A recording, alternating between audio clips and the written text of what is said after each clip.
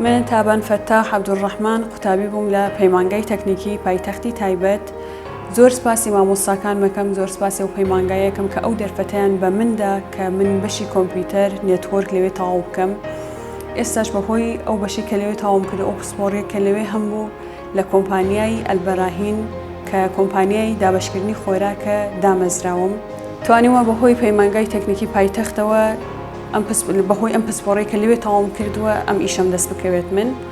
بۆیە داواکارم لە هەموو قوتابیان و فێرخوازانی ئەوانەی کە پۆلی 12یان تەواو کردووە پەیمانگای تەکنیکی پایتەختی تایبەت هەڵبژێرن، چونکە بەڕاستی مامۆستاکانی زۆر ئیحتیمام بە خوێندن ئەدەن، لەوێ زۆر ئیحتیمام بە قوتابی ئەدرێت، بە فێربوونی قوتابی و هەلی کاریش بۆ ئەڕەخسێنن زۆر جار.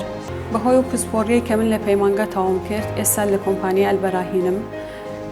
لە کۆمپانیای ئەلبەراهین من سەرەتا ئیشم لەسەر GPS بوو بەهۆی پسپۆڕەکەمەوە. وردە خۆم پێگەیاند بەهۆی هەر ئەو پسپۆڕیەوە. ئیشەکەی من ئێستا لە ژووری بازرگانیە. ڕۆژانە ئیشی من ئەوەیە کە ئەو بەرهەمانی کە پێویستە بۆ کۆمپانیا ئەیهێنین لێرە ئێمە لە یەکێدەینەوە نرخەکانیان دابین نەکەین. ئیشی من ڕۆژانە زیاتر ئەوەیە و کۆمپانیەکەی ئێمە خاوەنی دەیان براندی جیهانیە، یەکێک لەو براندانە براندی ئیستەکە کە دابەشکراوە بەسەر زۆربەی وڵاتانی جیهان و دەیان وڵاتی ئەوروپی تر.